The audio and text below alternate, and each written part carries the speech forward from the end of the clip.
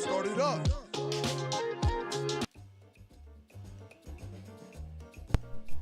Cheap Not Broke fam. It's Wednesday. You know what time it is. It's time for the Wednesday rant. Thank you all for tuning back into the channel. Please hit that like button, hit that subscribe button. Very much appreciated. I'm your host, Malcolm, and this is Cheap Not Broke. And tonight, what are we talking about? I don't know if you fly a lot or if you travel, but you should be aware TSA is now charging $45. They always find a new way to charge you. Every way, any kind of way they can charge you, they're gonna do it. First, we had to pay the real ID. We had to get that right. Had to get the real ID. Gotta have that. Now, you gotta pay $45 if you don't have a real ID. I think the real ID was $45. So, every way you look at it, they're trying to get you, trying to charge you. You gotta pay for pre-check. I think pre-check is $100. How much is pre-check? How much is pre-check? Real quick, let me see. I think pre-check is about how much is pre-check? Pre-check cost. How much is pre-check? $76 for 5 years, and I think it's a buck for global entry. Yes, a buck for global entry. So all of that, if you want all that, you got to pay for it. But as of right now, starting February 1st, you now have to pay $45 to fly on, not to fly, but to use TSA TreePay. Yes, and then this is if you don't have a real ID or a passport. This is if you don't have a real ID or a passport. You're going to be expected to pay $45. Now, what I'm told is, I don't think they know this until you get up the front. So I'm not sure how the payment is going to work because you're probably going to have to pay before you get up there. So you probably have to go somewhere else and pay and get whatever you need, then get in line. So that's going to take you a little more time. So if you haven't prepared efficiently and you need to pay this $45 and you're late for the flight, you're going to have a problem on your hands. So I'm not sure how this is going to work exactly because it just started on the 1st and they don't really have anything yet. I haven't really figured out are you going to pay the officer? I'm pretty sure they're not going to be taking payments and checking IDs. That turns into a whole nother job, and I think that's not good for security for them people that be charging people cards. So I'm sure you're going to have to do this somewhere else, or maybe the airline's going to have to collect a fee. Somebody's going to have to collect that fee, but you can't get your ass in line and be trying to pay this $45 TSA fee. No, it's not going to work. The fee is tied to an identity verification process called TSA ConfirmID, which TSA uses to confirm your identity fee before letting you go through security. So this is going to happen before. The fee is not a tax on travel. It's a cost you pay to TSA so they can process your identity verification that can be done manually by agents. TSA says the $45 ensures that travelers who require extra identity verification bear the cost rather than the taxpayers. So they're trying to make you pay. Look, they're just trying to make sure they get their cut. You want to pay for a real ID? Fine. We still going to get this money. And people like, I don't want to get a real ID. I don't know who you are. They're going to know who you are before you get on anybody's plane. You got to, look, nobody's getting on anybody. Listen, if they find out they know who you are in their plane, they're going to turn that damn thing around and come back, and you're going to jail. So nobody gets on a plane without their identity being known. It's dangerous. Security breach. It's just too much that's going on for that. They don't want it. They're not going to do that. So you got to have it. Now, they do also accept a passport card, passport, and real ID, not your regular driver's license. So if you haven't upgraded and you don't know about this, and you don't fly often, now you can still go. But if you are late, I'm proposing that you are going to have an issue or a problem in line because they're not, people aren't going to let you skip. People are really, everybody's pushing for time. So they're not going to just let you skip and all that shit. No, like, hey, you better take your ass to the back. And you got to have a $45. Look here. You shouldn't be flying if you don't have $45. You need because anything can happen. You need some money. Don't be flying with $0. No, you need a little money. Incidents happen. You want to give something to eat. You got to pay for your bags, Uber, whatever the case. Because, nowadays, shoot, it costs you about a good $30, $40 to get to the airport both ways. It depends on how far you're going. But I don't think, hell, I haven't taken an Uber ride under $10 since COVID. Because COVID, you can get an Uber ride for $7, $8, $9. Not now. Like the minimum's like $10, $15. The minimum. You're not even getting any. I don't give a damn how far you got. If you want to cross the street, $10. I need y'all to drive across the street. $10. That's what they charging you at. They also take military ID, DHS travel card, global entry, Nexus, Cinti, and fast cards. I don't know what those are, but they can take it. But if you're in the military, they do take military ID. Now, payment options. You have a couple different ways to pay. You can prepay online. You can prepay online at TSA ConfirmID portal. Using the credit, debit card, PayPal, you receive a receipt. You must show TSA at the airport before you go through ID to confirm. So, don't listen. They're going to send you back, and you're going to have to go through line again, and you're going to be late for your flight. I'm trying to tell you. You're going to see somebody do it. Somebody going to be in front of you. Oh, I thought we pay here. No, you got to pay over there. Oh, but I'm going to miss my flight. Well, that's tough. You should have read the rules. You got to go to the back of the line and figure out how to pay for everything. So that's what's going to happen to you. I know exactly what's going to happen to you. So don't let that be you. Don't let that be you, okay? Let's get this stuff under control. There we go. Don't let that be you, all right? We want to stay on top of this. We don't want to get charged extra money for this, BS, But they're always looking to wait. Listen, just think about TSA pre-check. I'm more secure than the next guy because I paid money. I don't have to take my shoes off because I paid money. You're not any better. You just paid the money. Speaking of that, I got to renew mine pretty soon. But, you got to pay the money, and there it is. TSA pre-check.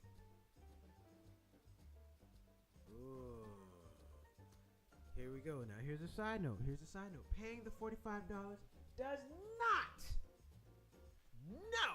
not guarantee TSA will successfully verify your identity. You still may be denied boarding. So there's a slim chance. I don't know how big that chance is, but there is a chance. They are telling you right now. There is a chance. They cannot identify who you are. If so, you're not getting on the plane. You might as well call it a day because it's not going to happen. I don't know what the hell you're going to do. You're just better off going to get the identification. They're putting you in a bump. They're really putting you in a tough spot. They're making you spend the money, and I know people, well, I don't want to be in the system. I don't want to know who I am and all that other stuff. Well, listen, you don't really have a choice if you want to get on that airplane. You don't have a choice. If you want to get on that airplane, you got to do it. You have to do it, but now you just want to make sure you don't have no issues going on that will prevent you from getting on said airplane. You don't want that. That's bad. That is bad. So, we got to make sure we're doing our due diligence, make sure we got all that good stuff going when we're flying. Speaking of which, as I just spoke about on the other show, side note, Southwest is now just like everybody else. No more open seating. You are paying for tiers. They are no different than everybody else. And Southwest don't even have big planes. Southwest doesn't fly. Southwest is a domestic airline. They don't really go nowhere like that. So I don't know how they're going to do it. Next thing, we'll see. Southwest might end up buying different planes. They might mess around and start buying bigger, different planes. They might get away from the 737. We'll see.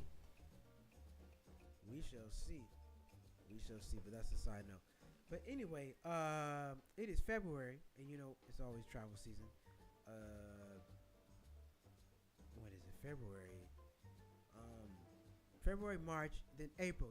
People start getting the travel. They're gonna start bringing up travel probably in March. Next month, travel. Nobody's gonna talk about traveling right now. This is the down month, but people officially get it going next month. They get it going. So if you're gonna do anything, go anywhere, you should kind of put that on your radar and see where you're gonna go and how much you're gonna spend to get there. All right, boom. That's what we got there. That's what we got on travel. And what else we got to do? Speaking of which, man, I was watching this interesting flying, this interesting thing on Disney and how Disney raises prices. Because, I'm always an advocate. I'm always talking about how Disney is always charging more money. And, Disney, a lot of people do travel to Disney. Disney's a very popular place. Orlando, a lot of people fly into Orlando to go to Disney, whatnot. That's the last place you will not. Speaking of which, Orlando is the last place you don't want to have your stuff in order. Man, it's a ton of people. Orlando is not the best airport to fly out of. I feel like they're very outdated when it comes to security, but that's just my opinion. That's just me. But that's a here nor there. But anyway, speaking of travel, $45 and Disney World. You know, back in when they first started, Disney's ticket was $10. Disney had a $10 ticket. I think Disney started off getting $10. It's now about one. I think the cheapest you can get on the cheapest day to get in Disney World is $104. $104. And I'm listening to these people, and they're asking them, hey, if Disney continues to raise the prices, at what point do you think it'll be too much and you'll find an alternative solution? Lady looked in the camera. She said, never. Whatever they've asked, I'm going to pay it. I just love it that much. It means that much to me.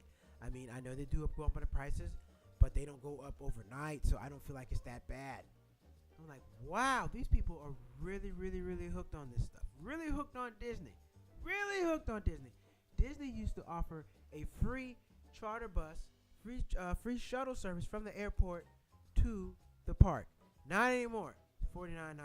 $49. And if you want to get like a private car, I think it's like $400 round trip. Crazy amount of money. Crazy amount of money. And the airport is not right outside the park. You know, it's going to cost you a few dollars to get there. I say all that to say, just like the $45 TSA price, you know, the fee, Disney going up on prices. No matter what, whenever the prices go up or they throw something new, they always put it in a way to inconvenience you, so you have to pay. Now, Disney's different. But with the flying, you either had to go get a new ID or you have to pay the $45. If you like going to Disney, either you're going to go on a day. Now, you probably got to live in Orlando to have all those access to all those days, because otherwise you got to come. You're not going to go down there when you can. You're going to either pay the $45 or you're not going to go. To this lady talking about, I'm going to go no matter what, she made it seem like she had to go. She had to do it. The $45 TSA pre-check, well, you don't have to pay that, but you have to get a real ID. You have to pay for something. They're always forcing something new on us to pay for. And we're not really, you're not really paying attention to it. And we just continue to do it. I mean, at no point in time, I don't think we can ever get people. We can get people out to to protest. But I don't think you get everybody to boycott anything. I don't think so. Because it's one thing to go out and protest. The police can put you in jail, lock you up and all that stuff. If you're just going about your business and just everyday life and just people are not spending money, there's not much they can do about that. Nothing they can do about that. If people are boycotting, not spending their money, nothing they can do about that. There's no threat of going to jail. Because you're not, by law, you don't have to pay for anything. You got to pay your taxes, but you don't have to do business with any particular company. Now, TSA pre-check, you got to fly. There's no real. I mean, people are not going to just stop going to the airport. Now, would you have a national day of protest and nobody flying? Sure. Would that happen? No, it wouldn't happen. Hello. Phyllis 477. Hello. Thank you for watching the show.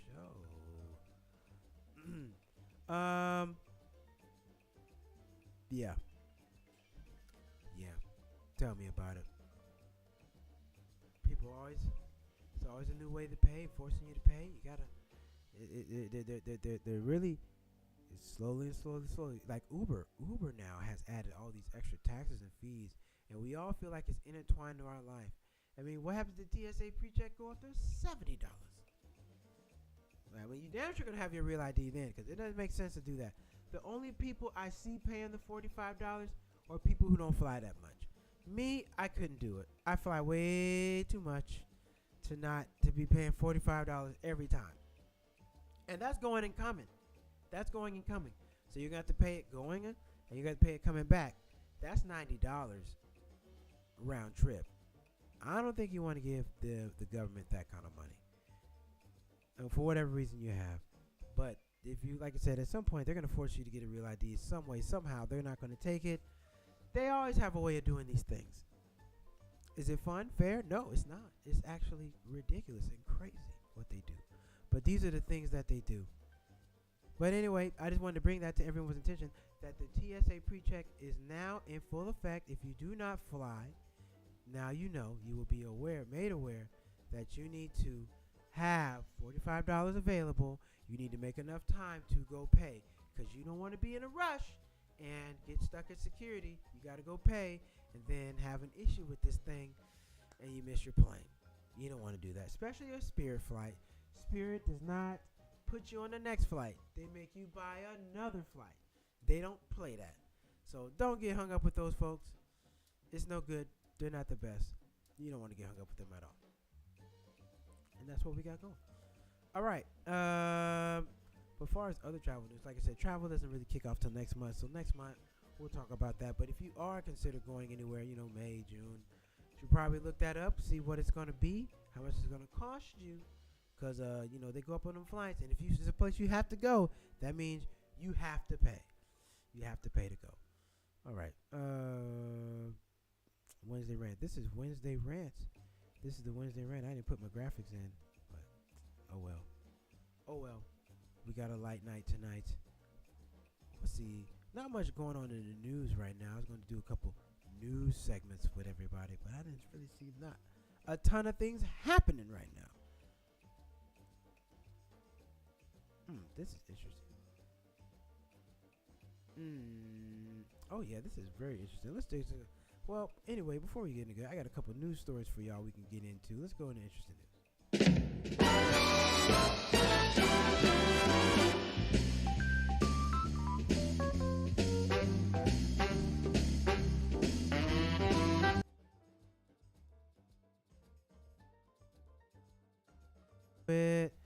Let's get into it. Let's see what we got going on. New scene. Oh man, you can't see me.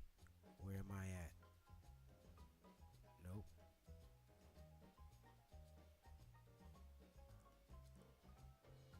Where am I? Okay. Here I go. Bam! Here I am. Nike feds under scrutiny for DEI initiatives that allegedly discriminate against white workers. White people are feeling like they're being discriminated. We live in a different time. The federal agency enforces U.S. workplace discrimination laws said Wednesday that it's investigating Nike over alleged allegations that its diversity initiatives unlawfully discriminate against white employees and job applicants, according to court filing. Reuters reported that the Equal Employment Opportunity Commission, EEOC, said Nike has refused to comply with a subpoena seeking information, including data on racial and ethnic makeup of the global epicenter of footwear company based in Beaverton, Ohio.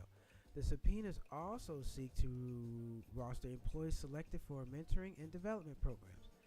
The commission said the investigation centers on claims that Nike deliberately treated white employees and job applicants unfairly, including allegations that they were disproportionately targeted for layoffs.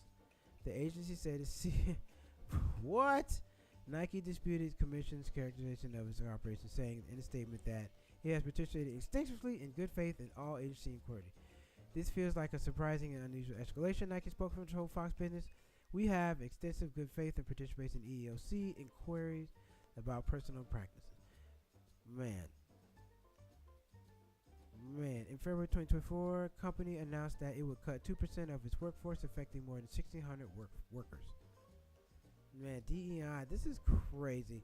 Now, we all know that black people, traditionally, black people,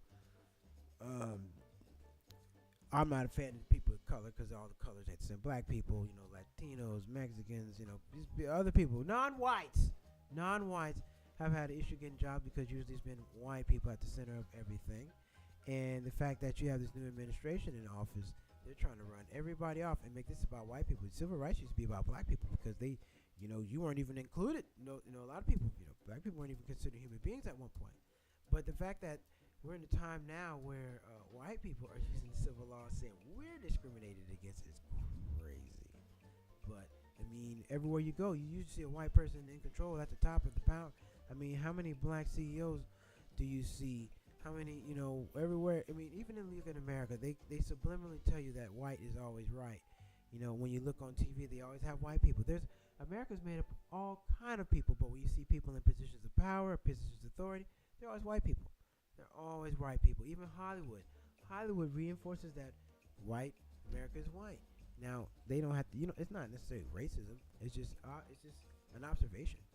I'm not saying that, but when people see these things, you start assimilating. Okay, well, an authoritative figure looks like this, and the fact that Nike they're saying Nike white people are discriminated against is crazy. I'm not saying white people don't get discriminated against, but damn it, you're not discriminated against nowhere near as much as other people, because you usually have a white person in power that can make sure everything is straight. It's not a lot of times you have a black person or a Mexican person or a Chinese person in power that can pull those kind of strings. And if they are, they're still not in the power to do all that stuff. So it's just an interesting thing to me. And the fact that people are suing, and they're gonna people are suing for money. Look how much money Trump has sued CBS for and all these other people for talking bad about him. We're in different times. I know that's a little off subject for Cheap Not Broke, but I mean financially, it can affect a lot of people, because some people would never get those jobs, never get those opportunities, and they're trying to make a way for, like, look at women. For a long time, women are discriminated against. Women didn't get certain type of jobs. They had to go take that stuff to court. And now you can't discriminate against women. Any position men can do, women can do. So you can't do those things now. But it looks like they are trying to roll things back and make sure that there's a lot of opportunities for white people. Pizza Hut to shutter 250 underperforming locations. Pizza Hut is shutting down 250 locations as a parent company competes a strategic review for business, warning it could potentially sell off the chain. Underperforming storefronts, which amount to about 3% of Pizza Hut's U.S. profit, 3% of U.S. footprint, will be shuttered in the first half of the year. Yum Brands executives said during Wednesday earnings call. Yum Brands, which also owns Taco Bell, KFC, did not specify which Pizza Hut location would be impacted. The closures are a part of a turnaround strategy called Hut Forward, which includes marketing investments and technology upgrades. Yum CFO Raji Roy said during the call.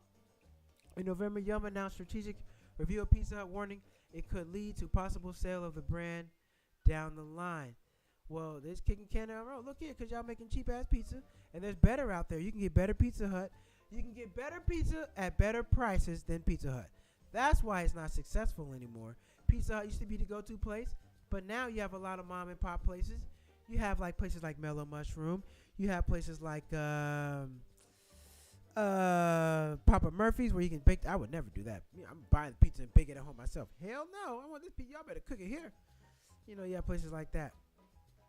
But Pizza Hut is just not. I don't think Pizza Hut is as competitive as it used to be. There's better pizza out there. There's just better. There's smaller, better pizzas out there than Pizza Hut. I still like Pizza Hut, don't get me wrong, but I just think that there's a lot more local-owned pizzerias, and they compete and take the money out of Pizza Hut's pocket. So, Pizza Hut's a big commercial brand. They're not going to really add a bunch of exotic flavors and do anything like that. They're going to keep it pretty streamlined. A lot of these other places, they do get a lot. They do a lot more creative things with their pizza. It makes people want to eat it. Bahama Breeze restaurant chain closing nearly 30 years in business. Bahama Breeze restaurant chain closing after nearly 30 years in business. Darden Restaurants announced on Tuesday it will close Bahama Breeze chain after 30 years in operation. The Orlando-based company said it will permanently shut down 14 of Bahama Breeze's 28 restaurants while converting the remainings into other Darden brands. Restaurants designed for permanent closure will continue operating through April 5th, said. The conversion of the remaining 14 locations is expected to take place 12-18 months. These conversions are remaining 14. Okay. Those restaurants will continue operating until temporary closures are required. Blah, blah, blah, blah, blah. The company believes the conversion of locations. Why is this happening? I don't think Bahama Breeze is really advertised like that. A lot of people know about it. Bahama Breeze locations slated for permanent closure in Delaware, Georgia, Michigan, New York, North Carolina, Pennsylvania, Washington, D.C. Most of the locations will be converted into other brands are in Florida, with additional restaurants in North Carolina. We had a Bahama Breeze out here. Let me see. Let me see if that Bahama Breeze is open out here still. I'm curious. Bahama Breeze. Bahama Breeze, Los Angeles. There are no active Bahama Breeze locations located in area California. Oh, Bahama Breeze Burbank. Bahama Breeze Burbank closed. Yep, Burbank. There's a Bahama Breeze in Burbank. They must have closed down. As of February 4th, 2026, Bahama Breeze. Oh, man. Well, I don't care. I wasn't no fan of Bahama Breeze like that anyway. I didn't really eat that stuff, but it is what it is. You know, hey, things move on. But just like that, I said, you know, the whole protest thing, you know, people would not protest, boycott. You can close any restaurant. You can close any business down if you stop paying, if people act like they don't need it. But it's just very hard to do that with certain places. That's why it's really hard to get change anywhere, because you can't get people together to boycott. Now, I think that people boycotted Target at one point in time, but as far as I don't know, no Target's closed. They're still in business, doing fine. If you can take that share price and really make a business suffer, that's how you do it. Boycotting. But boycotting is very difficult because people want to cross the line and go back. But ultimately, that's how you get change. That's how you get companies to drop their prices and swing things back in your favor by holding the money back, holding on to your pocket. But it's very difficult to get people to do that. Protesting, you can go out there and walk and fun. It's very communal. But boycotting is not. You have to resist, and there's some things you may not get. So, with that being said, that's been our Wednesday rant. Thank you all for tuning in for the Wednesday rant. Very much appreciated. We'll be back tomorrow, Thursday, with more live show. Cheap Not Broke got some big announcements about the channel coming up pretty soon, so stay tuned with that. Got some big announcements coming up in March, so stay tuned. I'm going to talk about it tomorrow night, so make sure you tune back in. Thank you for tuning back in. This has been Cheap Not Broke. I'm your host, Malcolm, and we'll see you all tomorrow night. Remember, live life at your price, and drop a comment. You want to know anything else about TSA? Want me to break it down for you? Get some information. You want more information? I'll let you know what it is. Just drop your question, and I'll do my best to find that answer for you. Until then, we're gonna get up out of here. So I will see you all tomorrow night. Until then,